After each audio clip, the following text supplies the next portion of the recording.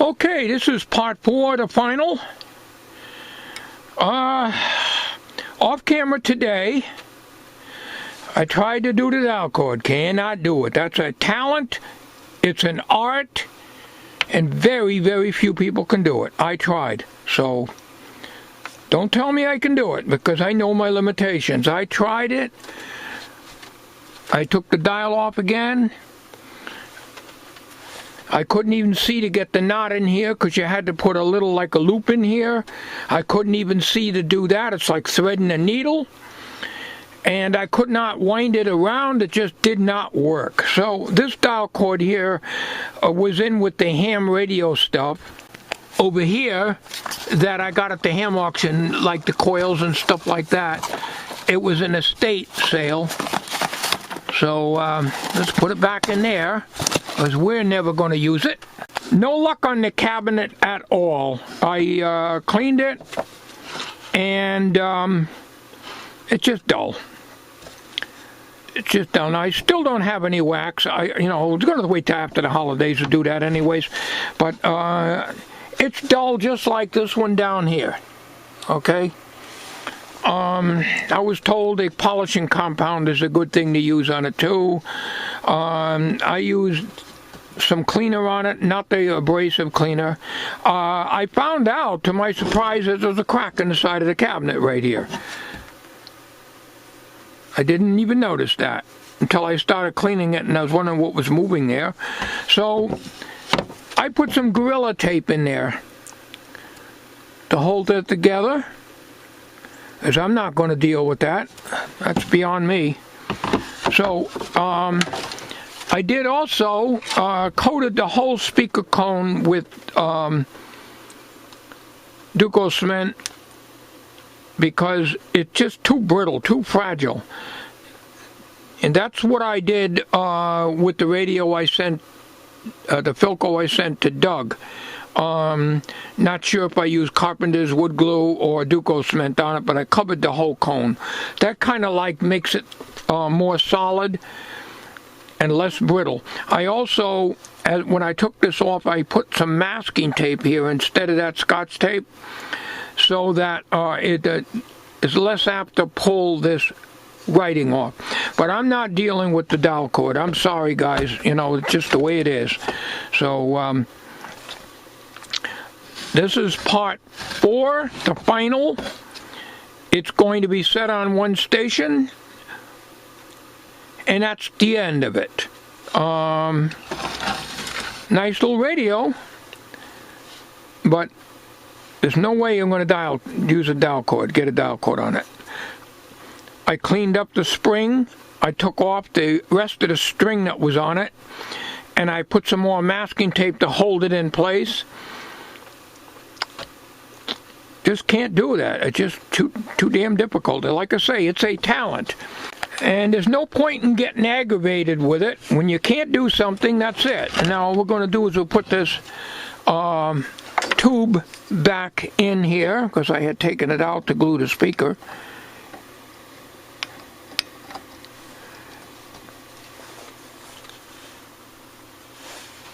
Oh, wait a minute. I was putting the old one back in. This is the new old stock 50L6.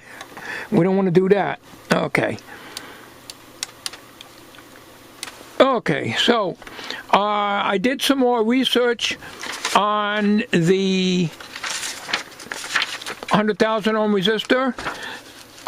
Someone sent me the one with the 35Z5, but that still does not show a 100,000 ohm resistor in there.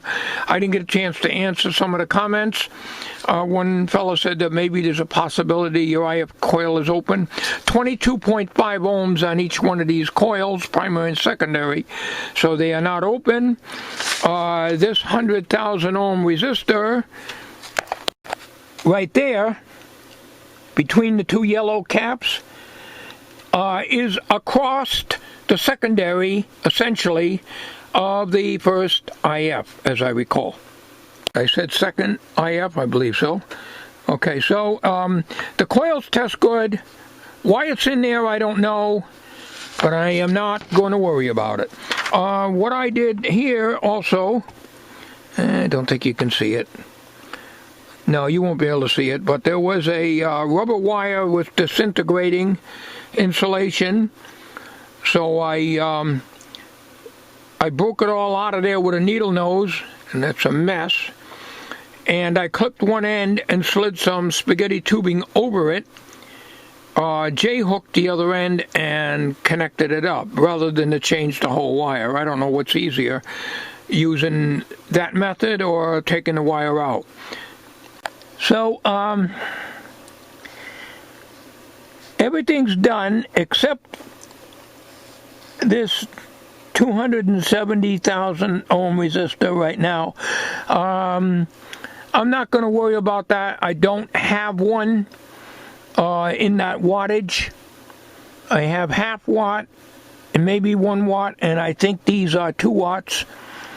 And I got to move the Philco, which is in the way of my resistor drawers. So that's the only thing really left. I think we'll just close it up and call it good. And I got it in. You can see the crack. It's pretty ugly. There's no way I can do that. I can't. That's like doing feathering on body work. I will screw that up. You'd have to bondo over that, sand it down, and then paint it. And I'm not going to do that. So the Gorilla tape that's in here, you can see where I trimmed it off, will keep it from breaking any further and keep it together. So what I got to do is to solder the loop back on and replace this cap. I have to look at the value of it and put that back on the radio. I think the radio had another back. Here's a piece of paper here, but I have no idea. It's long gone. And we'll fire it up one more time here once we get everything together. Let's see. Can I reach in there to tune it? I doubt it.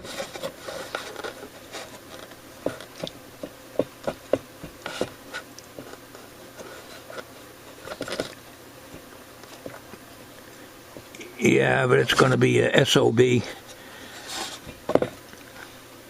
At least I don't have to reach over the 50L6 or the 35Z5, because the 35Z5 is in the middle and the 50L6 is over here in this corner. So I should be able to tune it to get it onto one station. But let me get this soldered back on here. Before I do that, I'll put the 2 screws. There's only 2 screws that hold this in. And that's it. One of my viewers I did not answer yet. I'm just so busy. And this time of the year I'm really busy anyways. Last minute gift shopping and stuff like that. Offered to restring a couple of my viewers. Greg was one of them. Willing to do that, but the first fellow said to ship it without the tubes, which is fine, and without the speaker, but that's a big hassle getting the speaker out. I'd have to go and unsolder the wires or clip them in my case, and take the primary of the output transformer, which is on the speaker right there, disconnect from underneath. It's a lot of work to do that. I'd rather send it with the speaker in it and with the tubes out of it maybe, but and without the case. But I'm not going to deal with that right now. We'll wait till after the holidays. The main thing is I did all I could with this radio. I knew I couldn't do the dial code, but I did try it. I did not try to do it on camera. No way. But I gave it a try. I could not do it. It's just too hard. Way too hard. It's not a real complicated dial string like some of you guys have said, but it is extremely difficult. You have to have the talent to do that. You know, guys that work on what I call microelectronics, like they got the eyesight to see surface-mounted components and handle and work on that stuff. Guys that can work on solid-state stuff that's cramped and hard to work on. Those are the guys that can do this kind of stuff. But Even with good eyes, as I said, there's no way I can do a dial cord, no matter how simple it is. I was hoping the elastic band would work. At least I'd be able to change the station. Yes, you got some masking tape showing here, but at least you're not going to lose the pointer. I cleaned it up, but it doesn't look like I did a damn thing to it. Dull as hell, but that's the way they are. That's the way your Bakelite is. You know? So, I'm not going to invest in waxes and stuff like that and polishing compounds and stuff like that for what little I do. I never could do cabinets. You've seen the wood case one,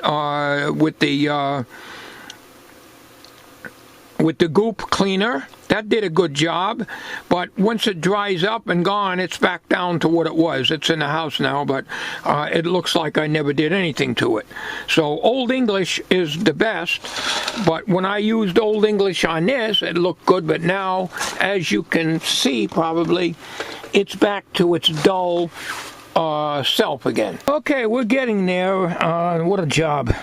The wires aren't long enough, but I think I can just barely...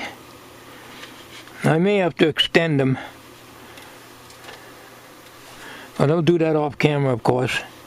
I got the capacitor in and a hook and pinch on the ground end here. And I had to add a little here too. It's a lot easier than me trying to get it onto the terminal. That's it. I don't know why this is sticking out like that. I don't know. Maybe the capacitor's in the way. I don't know.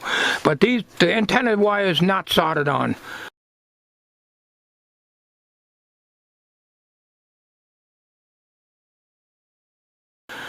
I tried making extensions with some solid wire, thin solid wire, from cut-off components, leads.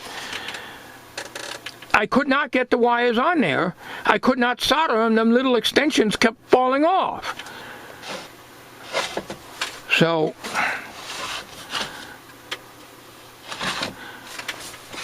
anybody wants this damn radio, give me $25 for it plus shipping, because I've got time into it, capacitors in it. I want at least 25. Anybody wants it? $25.